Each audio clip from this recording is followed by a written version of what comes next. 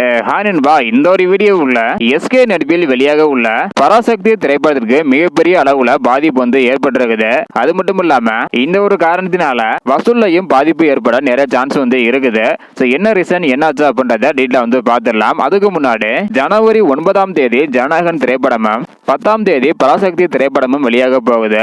நீங்க எந்த திரைப்படத்திற்கு ஈகரா வெயிட் பண்றீங்க அப்படின்றத மறக்காம கமெண்ட் பண்ணுங்க. ஓகே அன்பா, வாங்க இன்னைக்கு வீடியோக்குள்ள போகலாம். பராசக்தி திரைப்படம் பாத்தீங்கன்னா இந்தி எதிர்ப்பு போராட்டத்தை மையமாக வைத்து இந்த ஒரு திரைப்படத்தை இயக்கி இருக்கிறாங்க.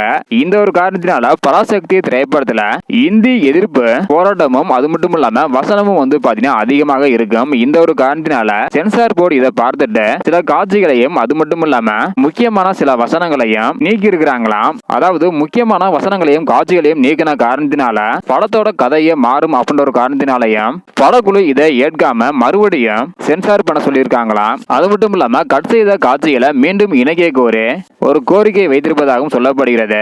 இந்த மாதிரி படங்களை இயக்கும் போது கண்டிப்பாக நிறைய கட் பாத்தீங்கன்னா இருக்கும். அதே போலதான் தற்பொழுது பராசக்தி திரைப்படத்தில் நிறைய வசனங்களையும் காட்சிகளையும் கட் பண்ணியிருக்கிறாங்களாம். இதை பத்தி உங்களுடைய கருத்து என்ன? அது மட்டும் இல்லாம பராசக்தி திரைப்படம் இதற்கு முன்னாடி 14ஆம் தேதி வெளியாகும் அப்படின்னு சொல்லியிருந்தாங்க. அதன் பிறகு தற்பொழுது தேதியை மாற்றம் செய்து 10ஆம் தேதி வெளியாகும் அப்படின்னு அறிவிச்சிருக்கிறாங்க. இதை பத்தி உங்களுடைய கருத்து என்ன ரீசனாக இருக்கும் அப்படின்றக்கான உங்களுடைய கருத்தை மறக்காம கமெண்ட் பண்ணுங்க. இந்த வீடியோ பாத்தீங்கன்னா மறக்காம எல்லாருக்குமே ஷேர் பண்ணுங்க. ஓகே அன்பா, தேங்க்யூ.